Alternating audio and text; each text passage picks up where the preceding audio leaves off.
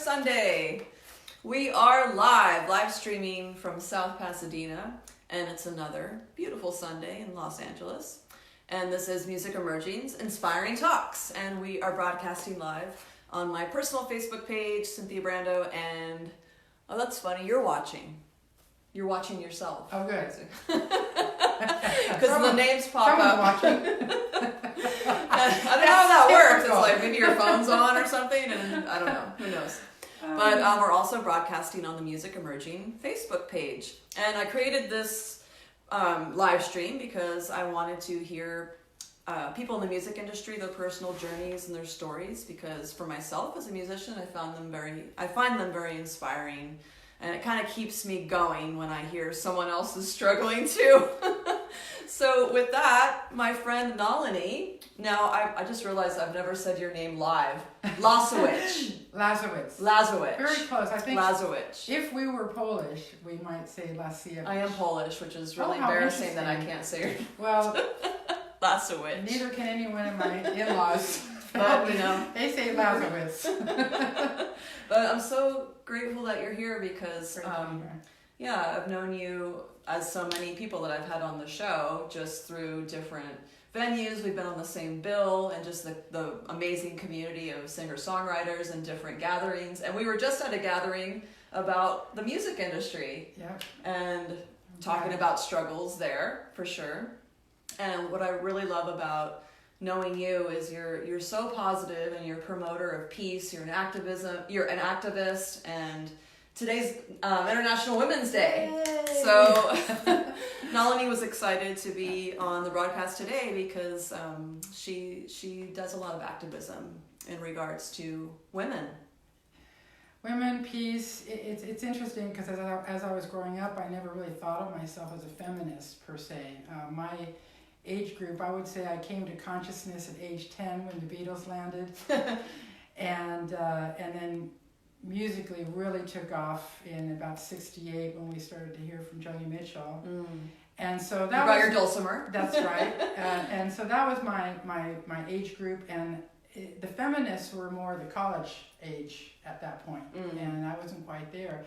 But I was introduced to International Women's Day through a contact in Women in Film. My husband and I used to produce a trade show called Showbiz Expo. And so I would be introduced to a lot of the people in the guilds and the unions. And this one fantastic lady, Beata Pozniak, she originally from Poland, from communist Poland. And when she came to America, she realized that, wow, they don't celebrate International Women's Day. And this was just a regular, normal part of everyday life in the communist nations and a lot of the socialist nations. And it has a very political appeal to it, where women's voices are going to be listened to.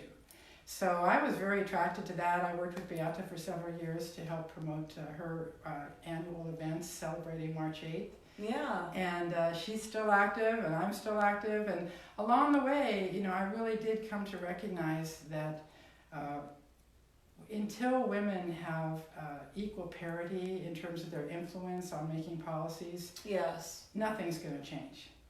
And it's our babies, it's our husbands who sacrifice their lives. Poverty hits women much higher, race, all that. And so I still don't call myself a feminist, but I do recognize that the status of women is extremely important in trying to solve the problems of today. So I love International Women's Day. Absolutely. I just found out about it not too long ago that there was a day.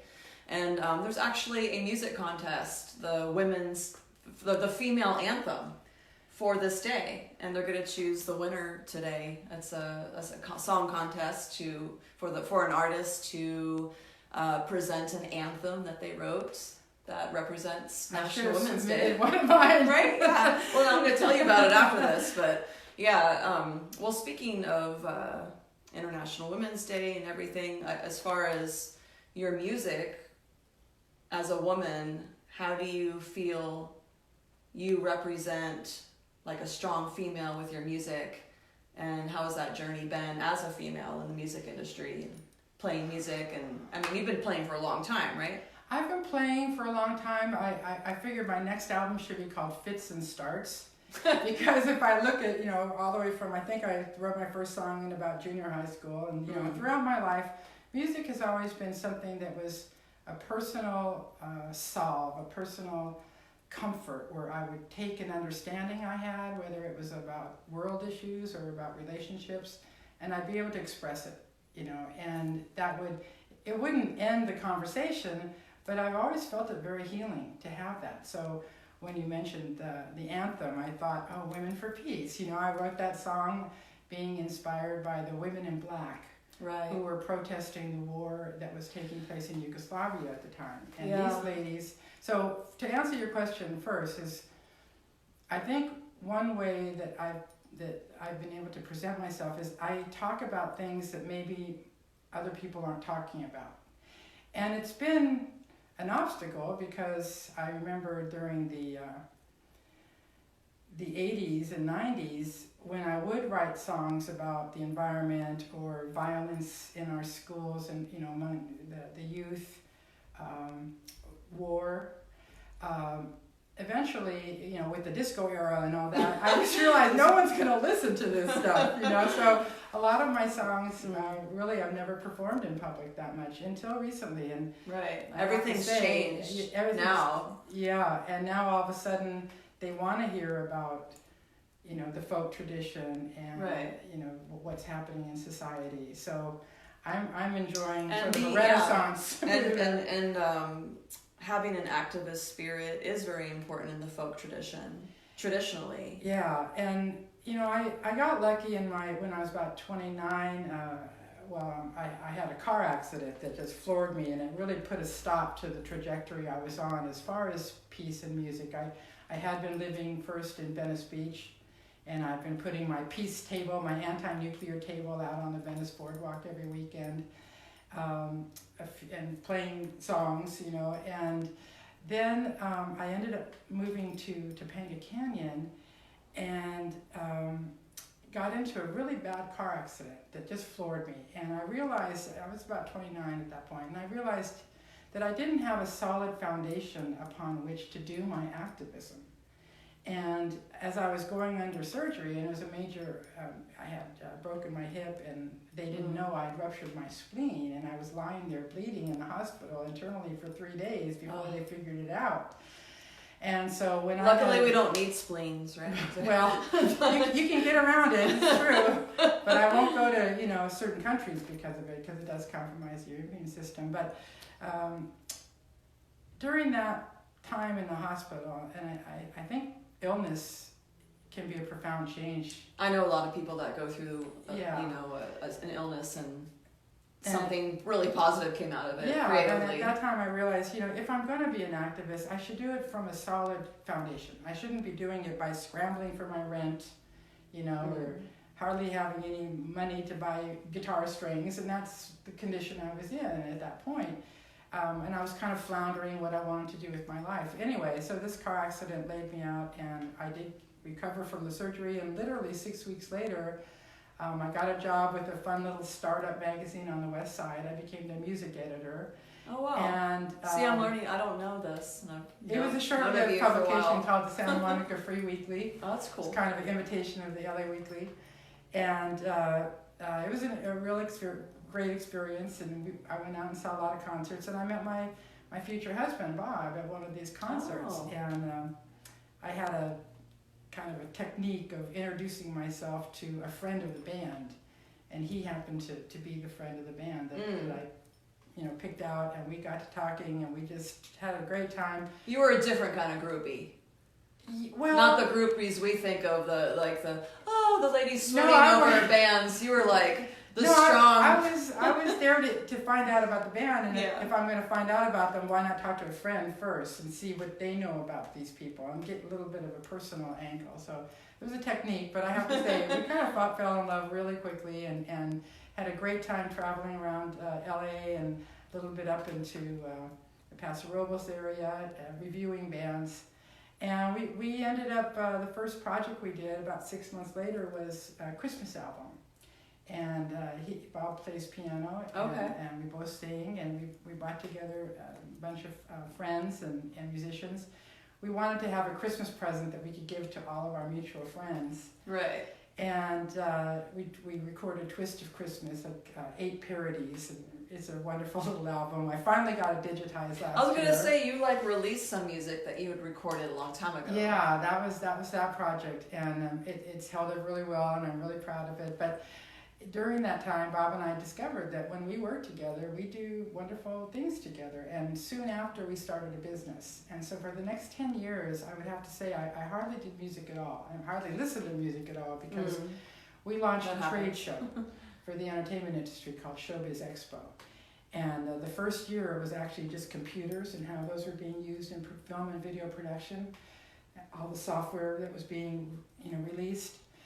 And then we changed it to all the lighting gear and the locations and the editing houses and anything the production managers would need. So that grew, and for 10 years, literally day and night, we worked on that business. Yeah, because it's always changing too, and you have to be up on that. And so what I wanted to say was, having then been an entrepreneur, and then after we sold our company, I got a chance to be retired at an early age for a little while until the market crashed. Then I had to go back to work.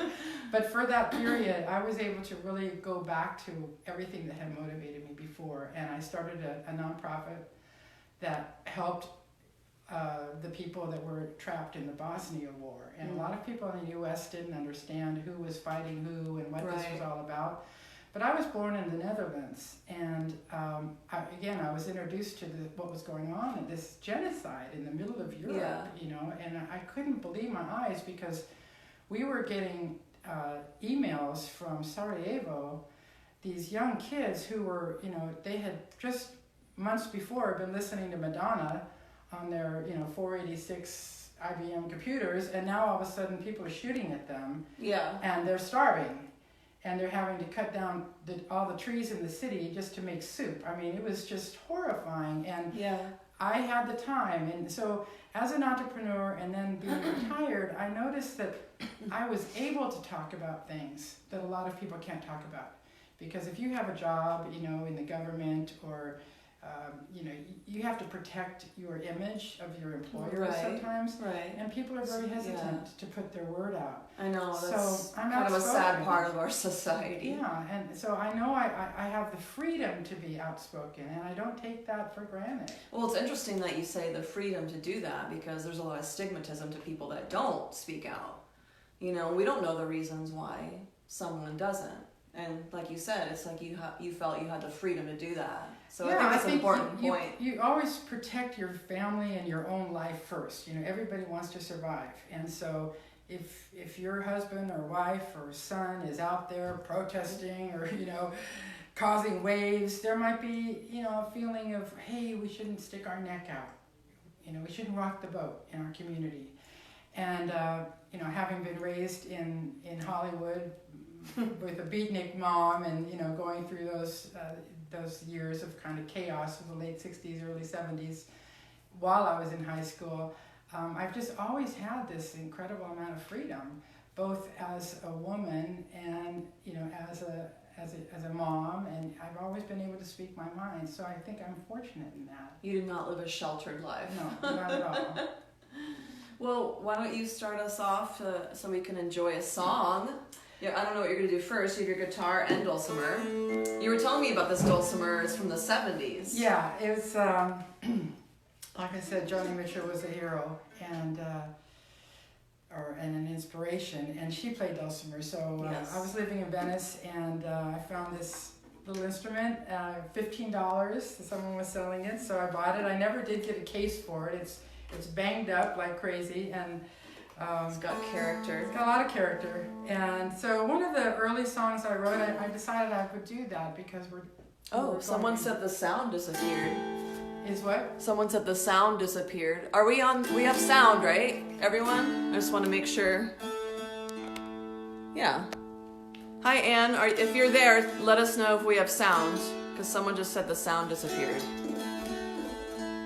Oh, well, Anne's tuning in, and she said she's learning a lot about Nalini.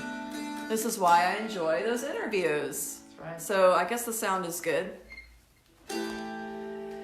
So this is a short little song. I tend to write short songs, and after high school, I spent about three and a half years getting really involved with Vedanta, which is Eastern religion. Yeah. And it's got a universal message, and I always liked that. And so I spent a lot of time in that realm. And then after that, I took the S training, which was a self-improvement kind of a movement at that time. A lot of my friends were taking S. I loved S. It taught me a lot about how the mind works, how to make decisions, and how to deal with troubling situations in life. Gave me a lot of tools.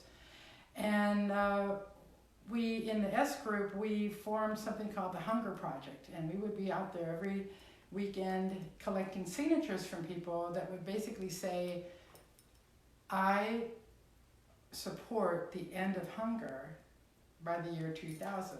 I think it was the year 2000 at that time. Now, it didn't come to pass, but there was a paradigm shift at one point, and that's what the Hunger Project always talked about. Is before that, as I was growing up, I remember this very vividly.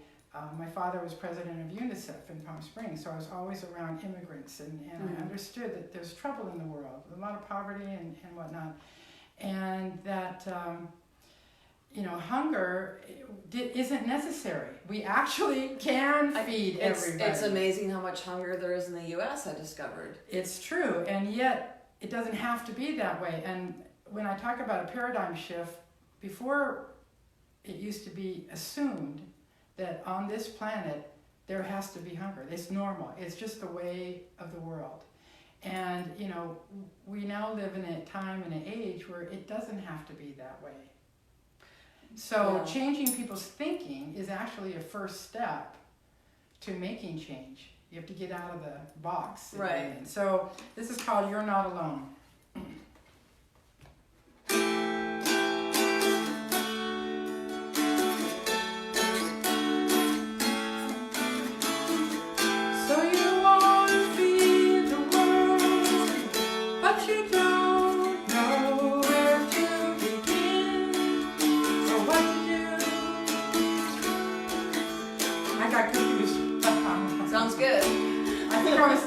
I tend to sing the harmony to everything, so I think that's what I was doing. So you want to feed the world, but you don't know where to begin or what to do. I'll tell you something, you're not alone. There's a lot of people in this world who share your concerns for tomorrow, and they're looking for you and your ideas and your help and your love. You, yeah, you.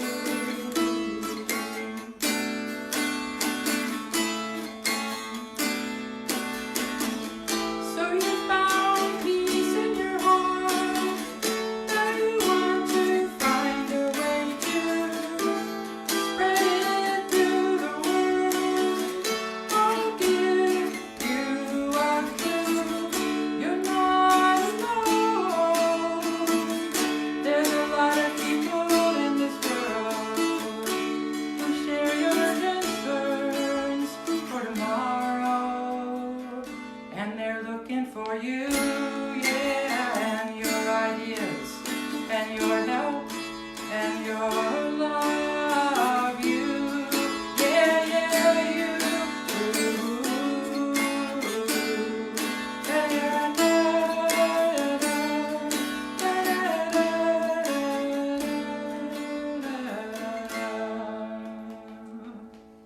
Oh, I love this because you present it in a way where it's not preaching at someone or stigmatizing someone. It's like an invitation. Like you can do something. Here's the door. It's out there. I like that. And kind of realizing that, wow, instead of wondering what everyone else is going to do, what could I do? Right. And for some people, it's planting a garden. Yeah, unfortunately, this is a whole other topic, of course, hunger, but I work in the school system too as my day job. And it's kind of gone the opposite, where it's like there were some students that were stigmatized for not being able to get a lunch or this and that, and the schools provide lunch and all that for certain students, which is great, and breakfast. But then there's all this waste, and I see it firsthand in the schools, and it's ridiculous. It's ridiculous because a lot of students don't want to eat the breakfast. It's served improperly. Like I just finished. I got a great little job that I was hoping would last 3 years. It only lasted 1 year, and I think part of it is because I could see things around me that just weren't making sense, and I would start talking about it. Yeah. And they don't like that, as right, you know, right, you know. Right. And one of them was, for instance, our cafeteria. They only had one person serving and another person at the cashier, and so the lines were so long, and the little children, would walk up there, and there's a salad bar, but an 8-year-old won't take their lettuce and tomato and carrots, no. A 43-year-old won't sometimes. And so, yes, on the menu there was some vegetables, but honestly it was like, chicken fingers or French fries or right. It was just all carbohydrates and cheese. When I went to school, they still cooked. They would give you a platter full. But now, and I was surprised. I didn't know that. Yeah, I thought there'd be like people in the back with the pots. That's right. No, our cafeteria. it's nuking. You couldn't nuke cook there. All the food is brought in, and again, it's a commercial enterprise that. For the school district, I guess it's easy to have the contract and to have that supplier bring it in. But it's crap food, and it's you look at how they feed the kids in Scandinavian countries and in Japan, France, it's just like completely different, and it's the students I talk to, they're very well aware of it, and they may not eat healthy at home, but they want something better. If you give them something that's delicious and nutritious at the same time, they'll wolf it down, because they're hungry and they've got to go out and play. Yeah. So what kind of responses do you get from people when you play these songs out in public? Well, they're good conversation starters, I'm sure. Well, playing in public is a challenge. You've got your open mic environments. Occasionally and that's only 1 or 2 songs. Right. If you're a featured artist at a gathering, a house concert, or a show, you might get 5 or 6 songs. And I'm not at the point yet where I've got a whole 45 minutes to myself. So I'm not playing as many of my peace songs as I will be and want to be. But I am starting to record them again. But like I said, I think I'm a little shy about which songs I bring to the table. Like I have this anthem called Women for Peace, and it describes sort of the whole frightening time that you live in a war situation, and these brave women, that they don't have heat in their kitchen, and yet they're putting on their black coat and they're joining the women downtown, and they're holding up their peace sign, and some people are spitting at them and calling them names.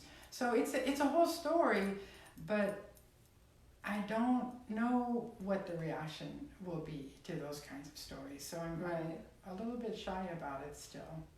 I have one song that I've have been performing, which is called "Last Night I Had the Strangest Dream," and this is a peace folk song from 1950. One of yours. Not from the 50s. No. So it's something that you played. Yeah, and actually, if this is the right time, I can go ahead and do that one. Sure, yeah. So what I did in this case was I took what's a very famous old folk song, and it was recorded probably 25 times. Mamas and Papas, even Simon and Garfunkel did. What's it called? Pete Seeger. Last Night I Had the Strangest Dream. Okay, I probably know this song actually. And it's in a major, Last night I had the strangest dream I ever dreamed before.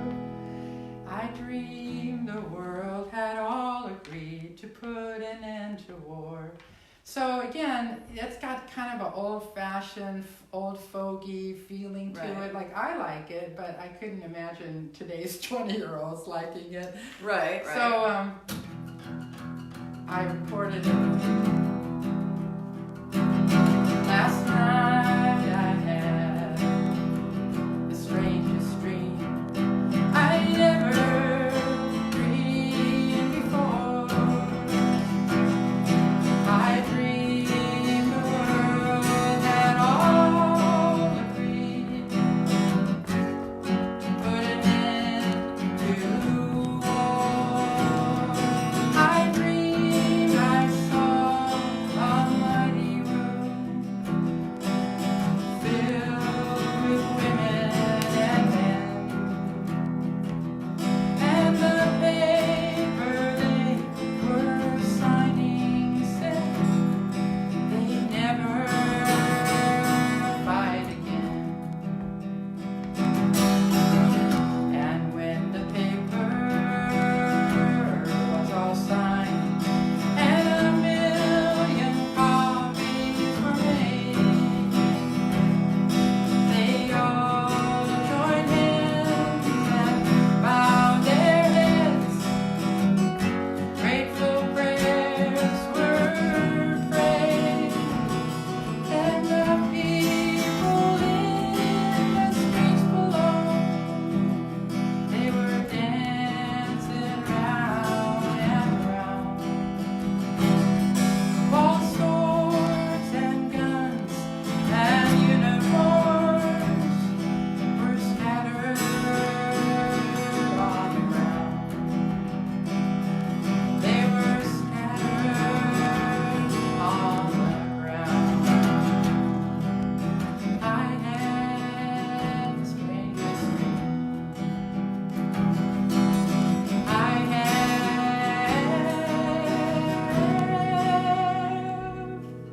the strangest dream.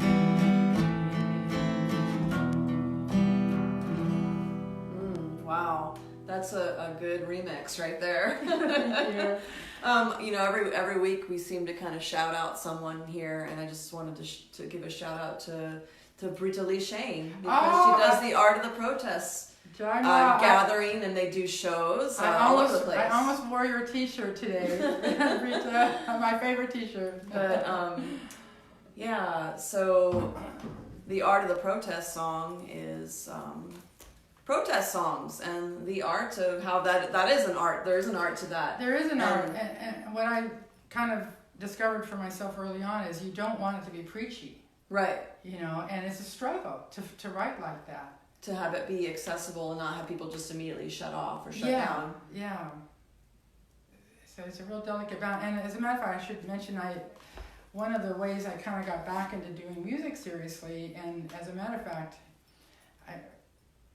you represent one of those people in my life who are in the connecting point between two different circles. So I met you through John Sabato.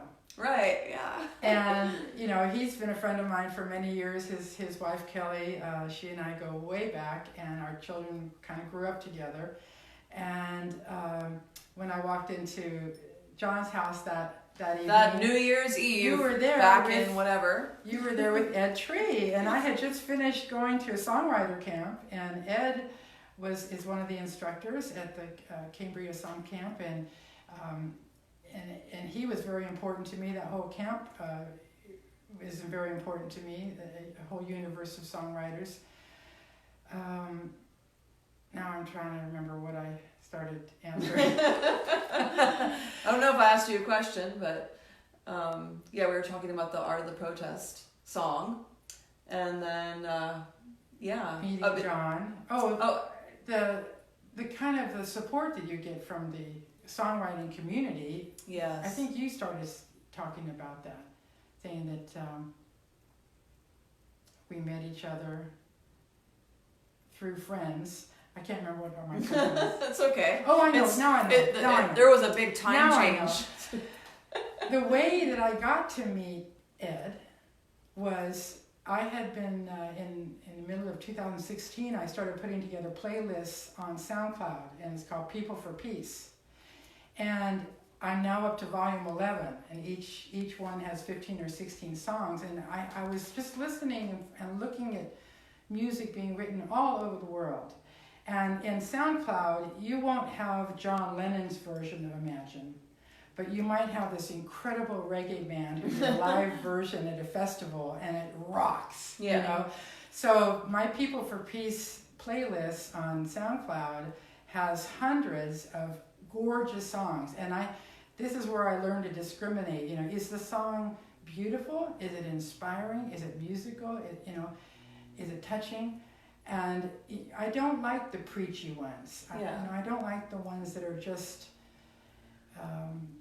telling you, like, stick it to the man. It's not enough to do that. Anarchy and right. So by studying all these different songs, so I came across a song called Memorial Day that was written by David Plin.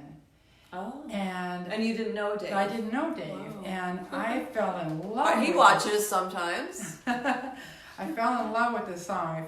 If you guys haven't heard it, David Plin's Memorial Day. Oh wait, yes I have. I have heard him play that. It is a really cool song. And then I started investigating, well, who's David Plin? Who is this guy? And you do all this research. And then I found out he had another version of that song where Brad Polrick was singing instead of Dave. And again, I was just blown away. It was perfect. And these are our local people in our circle. Right. They're these amazing songwriters. And I live 15 minutes away from them. And I didn't know if I was talking to somebody in New York or Paris, So I wrote to David and through SoundCloud, and he answered me back. And when I found out he was in Pasadena, I said, are you kidding me? I'm just down the street from you. And so he invited me. It was like 3 days later, Brad was having a Memorial Day party. And wow. I went there, and literally the first couple that I met were Karina Carter and her husband Jim. Yeah, Karina usually watches also. And Karina was such a help. She said, here's what you have to do if you want to be a musician these days. You got to go to song camp. You got to go to Far West. And she house concerts at Cotty Knuckles' house. She was like just ticking off all these must-dos. And for the past, it's been almost 4 years now, that's what I've been pursuing. Oh, that's amazing. And it's and of course I have a similar story coming here to this community, not knowing anyone, and then you get into this vortex of meeting someone and they know someone and just whatever, and then all of a sudden you have a new family, which is how I feel in this community. Yeah. And it's just full of amazing songwriters and singers and activists, and it's great.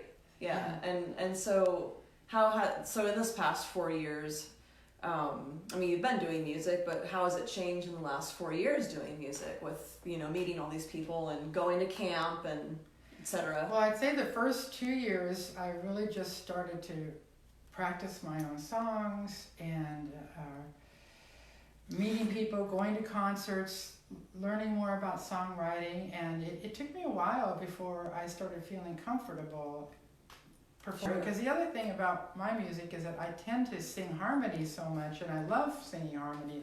I love singing with other people. And so I've never been a solo singer before. So this is a whole new level. And so it took me a couple of years, to start really narrowing that focus. Then I got to start a little band, my friend John Sabato, that you know. He and our friend Joyce Lovelace. There's David Plin. Hi, David. We were just talking about you. You missed it all. He's one of my granddaddies in this business, or this area.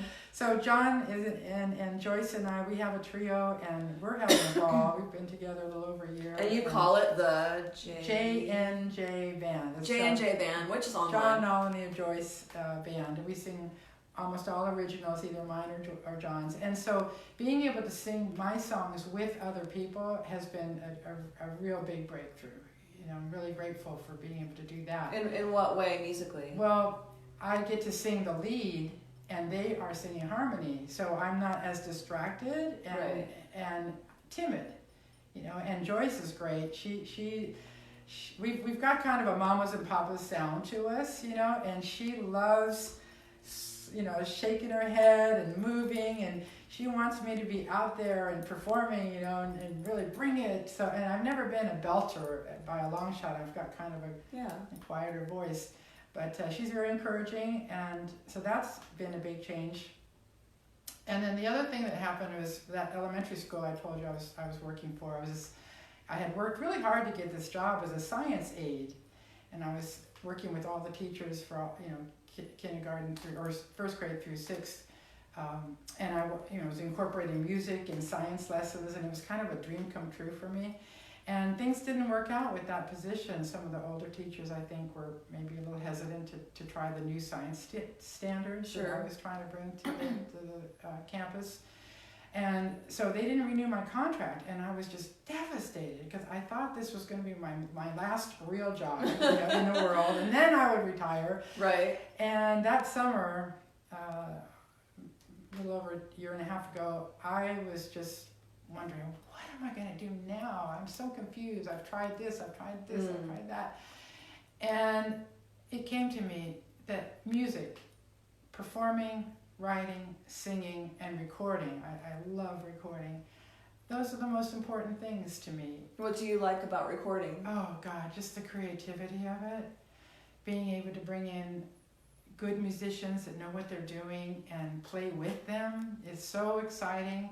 It is very exciting. and I have an ear for it. You know, I the times where I've been able to be part of the decision making have just been exhilarating for me.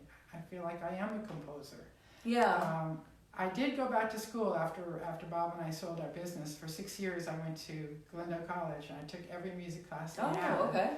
And so I got a lot of theory under my belt, a little piano. I sang in every choir they had, including the jazz band. For 3 years, I was a singer with the 22-piece jazz band, which was super exciting.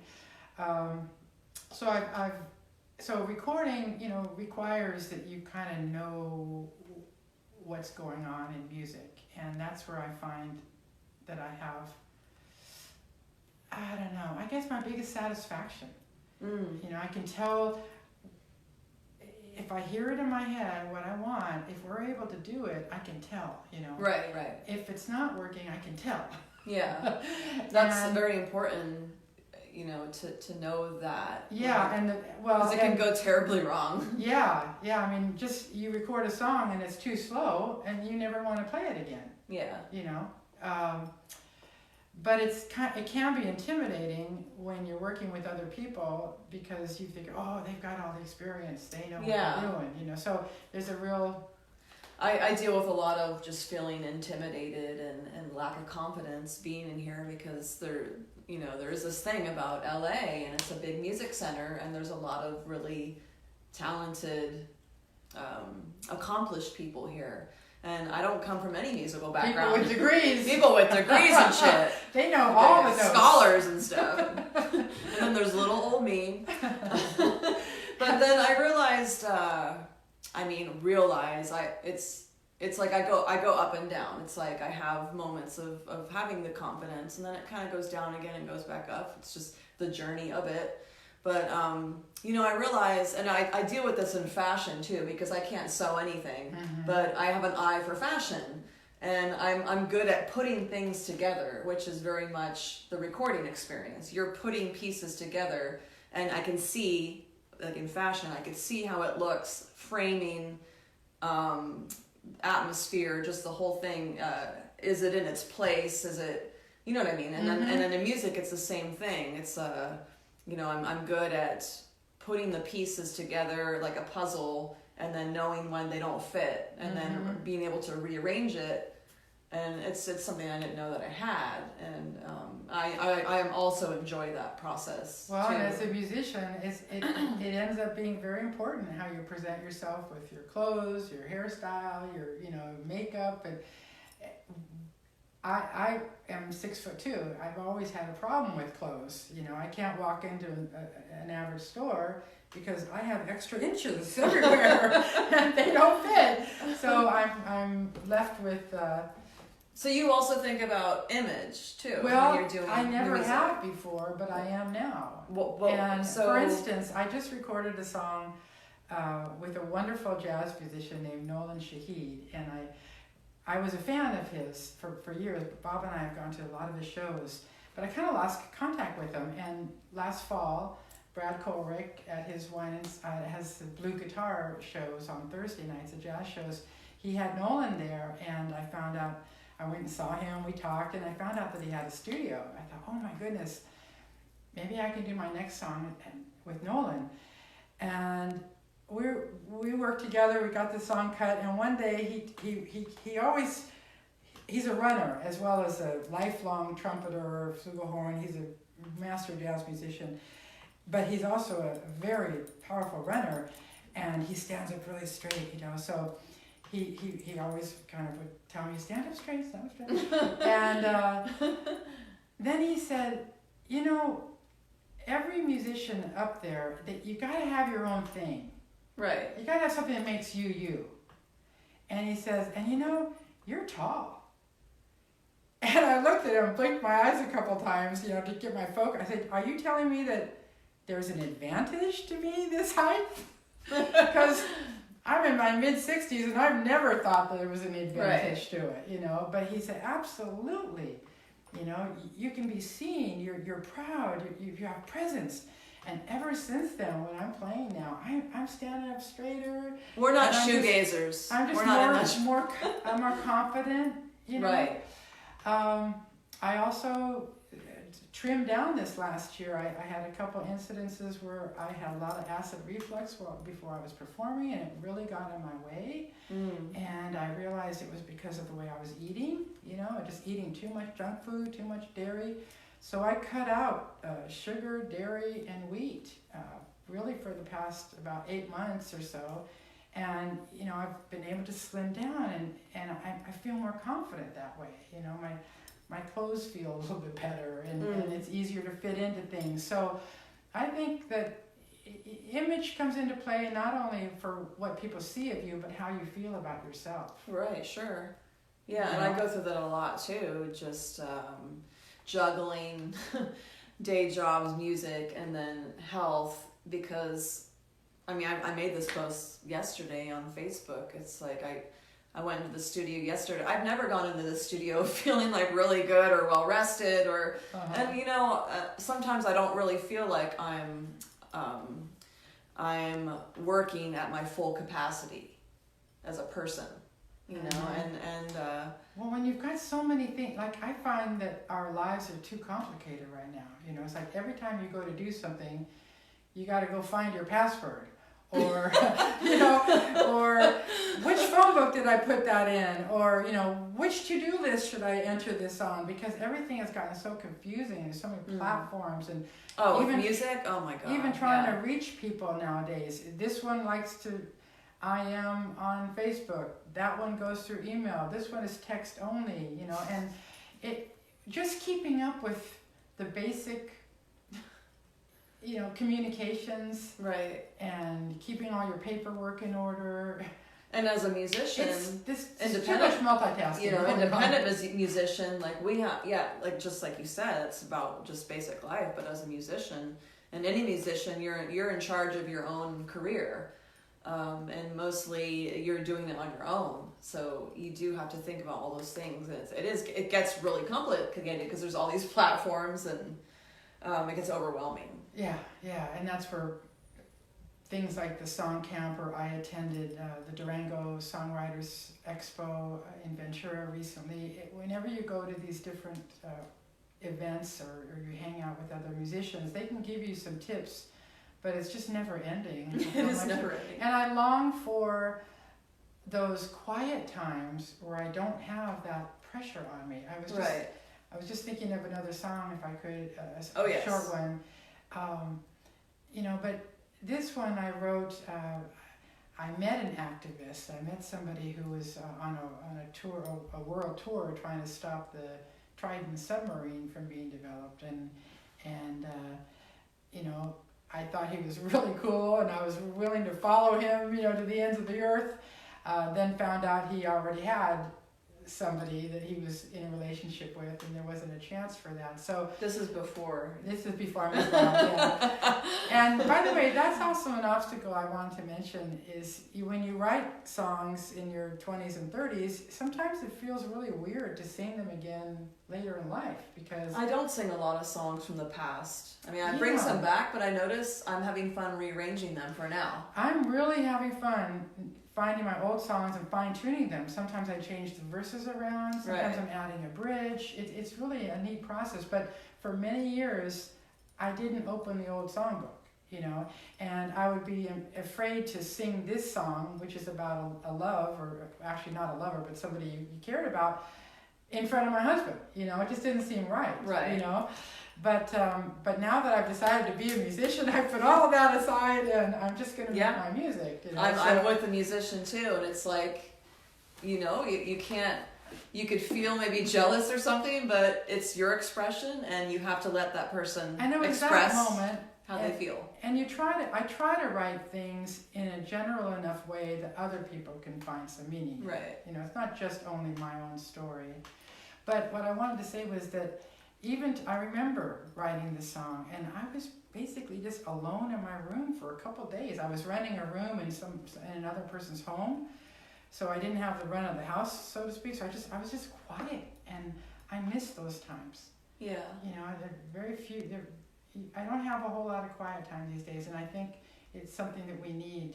I need as artists, to be able to Absolutely. write. So this is called Love at First Sight. You ever had that experience? You just I thought I had that experience. Well, it doesn't mean it's gonna last. This could be a one-night experience, right.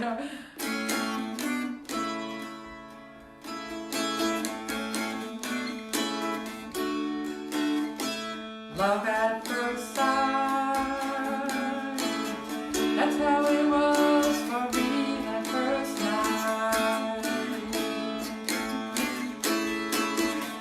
I did not know you had a home life. Is this the price that I'm paying? Choking on words I cannot say, and having to tear myself away from you. It's hard to do.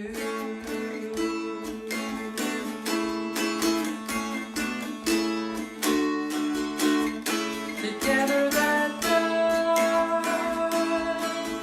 I fell in love, look at your eyes. Under the spot of a winter's moonlight, maybe I'll find another one day. I only wish that there was some way I had met you first, and you had been mine for all that time.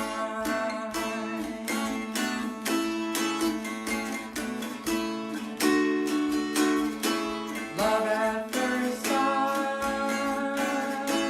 love at first sight.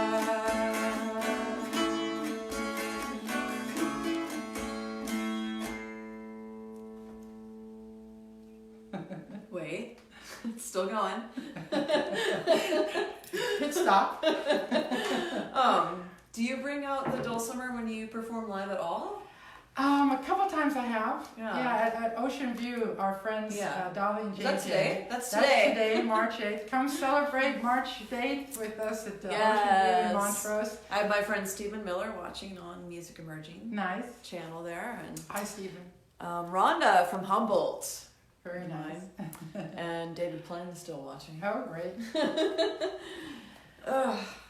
Yeah. I have a present for you. I love presents. We are so and happy. as long as they're good presents. We are so happy that you've moved to the neighborhood. Yeah? And, so I want to give you a little housewarming present. Oh. I didn't even ask you what that was. I don't know. I didn't know. Well, it could be wrapped. It was wrapped, but I wanted it to be flat because that's kind of how it's going to be. So you look in it. Oh, okay.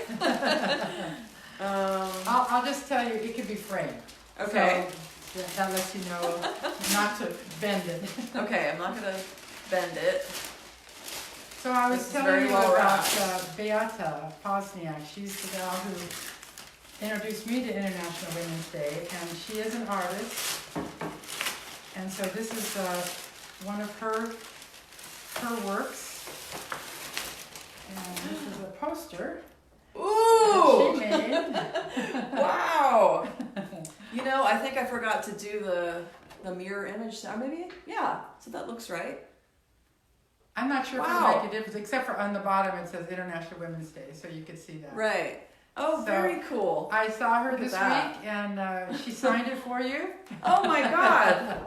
Wow, that's amazing. This is awesome. I love this. I love collage. Oh, If you can good. look closer, Yeah. it's a print of a collage, correct? Yes. Yeah, so there's, a lot of little pieces there. Wow. This is very cool. Thank you. You're welcome. I don't know, but if you know that I love art a lot. I noticed that, yeah. So I'm very happy to include this in my personal collection, which I have some. Wow. And we've got the infinity sign up here. Right? That stands for the March 8th. Oh, it's March 8th. Mm-hmm. It's still an infinity sign to me. Yes, it also. is. That's true. Wow. I this never is made great. that connection. That's true. This is really awesome. I would love to see this in person. It's beautiful. Yeah. She also makes. She had a period where she was making masks. Just beautiful. She sculpts. She does a lot of, and now she's doing audiobooks and has won 6 awards in the recent past. As a matter of fact, talking about not only women but also immigrants. She and I are both immigrants. Put this. Yeah, my father was born in Hungary. Mm-hmm. So I am from an immigrant family. I'm gonna put this over here. And she was telling me a little bit about the whole audiobook business, and it turns out that she's really the first person, to record an audiobook where English is not her first language. Wow, okay. So that's how kind of sterile, some of these art forms can be. A lot of the audiobooks are read by people with very proper English, Right. British accents, you know. That's true. And so we're very excited that she's kind of broken through. So she has her beautiful accent, but then of course she can also speak in a lot of different dialects. She can come off as a Russian. She played a part in JFK, and Oh, wow. she also played in Babylon, the first. I think the first president of the earth, female president of the earth. Wow, very So cool. yeah, it's really nice. Immigrants, they get looked down on. My parents both had very thick accent, and I remember kids in my elementary school when we were learning about civics and politics. I remember one day a couple of people turning around and going, "You're an alien!" they thought that was really funny. Right, Made me right. feel terrible. Sure. So having that, I think maybe that's another reason why I'm drawn to these human rights issues. Is you just feel an empathy with seeing how people are treated. And I just love being in Los Angeles because I grew up in the woods pretty much most of my life, where there's not a lot of diversity. And of course, my major in college, the degree I graduated with, is in international studies and cultural studies. So coming to Los Angeles and being around in the Latino community, which is so vibrant here and prevalent, and I work with a lot of Latinos, and it's just been an amazing experience to talk to them about what's happening in their lives, and you get the real stories firsthand about what they're going through, and what different groups are going through. It's nice to actually sit down and talk with someone that is from a different culture or a different background. It's going to change your sensitivities if you have that. And as a musician, when I go on tour, I'd never been to the Midwest until last summer, and I don't really talk about politics in a way that I express my views so much. It's more like, let me hear what you're going through. So in the Midwest, there's a lot of farmers, and they were telling me about what they're going through. This is last summer, and it was interesting to hear their stories and their takes on different policies that I might not necessarily agree with, but they're telling me their firsthand experience. So it was interesting to hear that, and the music opens that up too. You know, people like I'll play a show, and then maybe I'll meet some people, and there's already a little bit of a bond because they like your music. And then I usually ask them, you know, like, what are the politics in this little town? You know, is marijuana legal here, or how do you feel about that, or what, you know, what's the different issues? And it's been really nice being able to talk to people with music being the bridge to get in. And Well, you remind me of in elementary school, probably I'd say about 5th and 6th grade. We lived in Palm Springs. We lived on the west end of town, and the elementary school that I went to also served the community that was at the way west of town, where all the sandstorms were, and that was where the African American community was segregated. Palm Springs was highly segregated at that time. And so I had the good fortune of going to a school that had a lot of African American students. And we would go into the music room at lunch and listen to the Motown 45s, you know, and I was just blown away. You know, I loved my friends, and I got to go to their house for sleepovers. And so I got exposed to a culture that, you know, I hadn't been familiar with. And as a matter of fact, for 2 summers, I attended a really interesting summer program for 2 weeks that was like cultural sensitivity. And my sister and myself and I think 2 other kids were the only Caucasians in the group. There was, you know, Indian, Latino, and African American mostly, and we were in the minority. But we got to go up to LA and listen to Angela Davis, and we had guest speakers come down, and this one guy told us, you know, what you have to realize is that, you know, we have our own language, you know. I forget what he called it. I think it was like bad weather was called the hawk, I believe, you know, which was not a word that we would use. And he goes, and if you guys start saying hawk, we're going to change it to eagle. You know, because there, you know, each culture does kind of, there's a real payoff in sticking to your culture. But on the other hand, you want to be open-minded enough and compassionate enough in your thinking to realize that mine is not the only way. Right. And there's good in every community. So I had that experience. Then, not that long after that, we moved back up to LA, and I was going to a school. I believe it was in Highland Park. It was a little confusing in those years. My parents were in the middle of getting divorced, and I was a brand new child in this school, and it had just opened, and there was a big assembly, and they asked me to speak. They asked me to go up and speak in front of everybody. And years later, I realized it was probably because I was one of the only English speakers. You know? Right. And so, you know, I am very grateful for being exposed to a lot of different cultures. But I do think that it's made me a little more open-minded than maybe other people. Right. You know? Yeah, well, we tend to, you know, especially in America, independent. We're independent. That's a big buzzword. And then, but sometimes independence and doing everything on your own and, you know, all that isolates you. Yeah. You know, and I've had that struggle with myself too, just living in small communities and, you know, bootstraps and, you know, do it on your own. And it's, I didn't venture out a whole lot. You know, like I would have liked to. Well, you're there now. Yeah, I venture out more now. I don't know if we have time for another song. Yeah, do you want to take us out? Because we have just a couple minutes. Somebody did suggest or ask me, I think it was Brett. It's okay if we go over a little bit for a song, but real quick before you'll take us out with a song. But I just wanted to thank everyone for tuning in. And David Plen said, sounds great. Dick Vegas, he's watching from San Diego. Hi, Dick Vegas. Dick.